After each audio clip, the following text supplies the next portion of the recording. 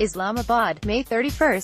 Prime Minister Shahid Khaqan Abbasi Thursday called for forming a Truth and Reconciliation Commission to look back into history and evolve a consensus to resolve national issues.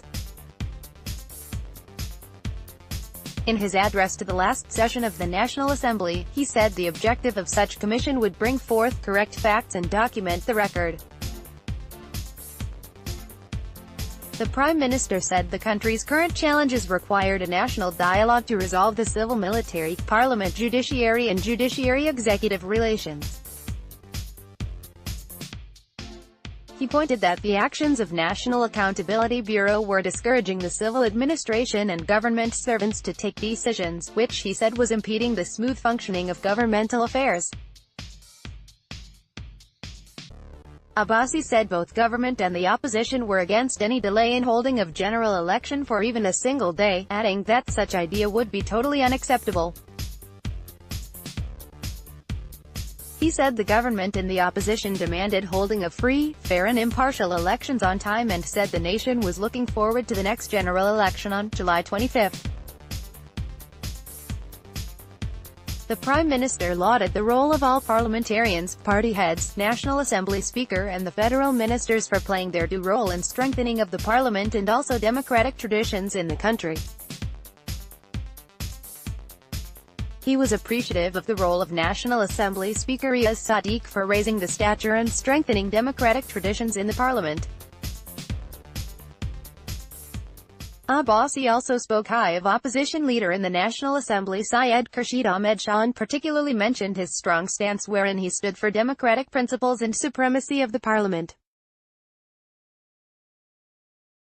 He acknowledged that Khurshid Shah served as a potent leader of opposition and was positively critical of the government.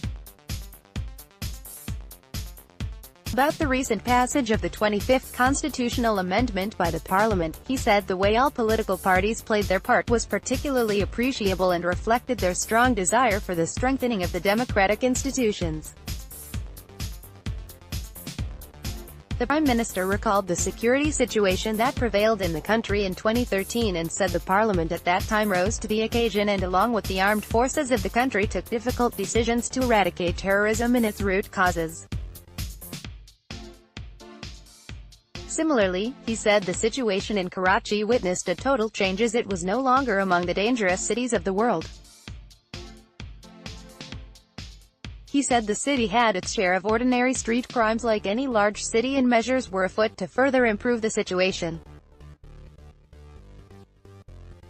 He said investor confidence had considerably improved from the situation in 2013 and today major foreign investors were looking at Pakistan as an ideal place for investment.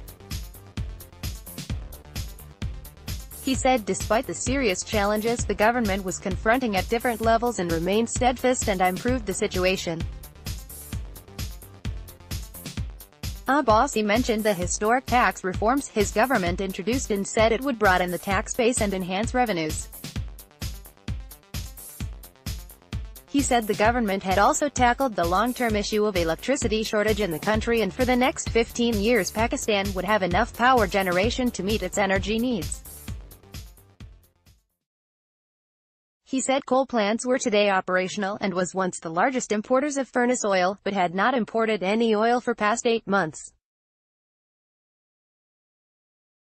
The Prime Minister said imported liquefied natural gas was today openly available across the country and now private sector was playing its due role in providing gas to all consumers. He said work on different phases of 1,700 km long motorway was going on and bring ease to the travelers, by cutting down on travel time, saving precious time and linking remote areas with the developed parts. He also spoke of the recently approved water policy of the country and thanked all opposition parties and the provinces for standing together to avert the looming water crisis the country was facing. He said 2 large water reservoirs would be constructed and would help meet the issue of water shortage. He said the China-Pakistan Economic Corridor (CPEC) was moving ahead at a rapid phase. He termed it a flagship project that would link Pakistan with Western China and Central Asian republics and play a key part in growth of Pakistan and increase in trade and transport with the regional countries. Speaking about the Tharkol project, the Prime Minister said the project was progressing at a fast pace and was appreciative of the role of Sindh government in this regard. He said reforms process in Gilgit-Baltistan, merger of FATA with Khyber Pakhtunkhwa were a success. He said the government also focused on increasing industrialization and exports were improving and hoped things would further improve in the days ahead. About the foreign policy, he said despite numerous problems, his government played its part by undertaking proactive diplomacy. He said a free, fair and impartial media was vital for the holding of the next general election and said there should be no curb on it. He said the issues pertaining to the 18th Amendment also needed to be discussed and as an example, asked for settling once and for all how the natural gas provided in one province needs to be used by it and for other provinces. He advised the parliamentarians to also be mindful about maintaining quorum of the House, and added that their absence from sessions brought a bad name to the parliamentarians.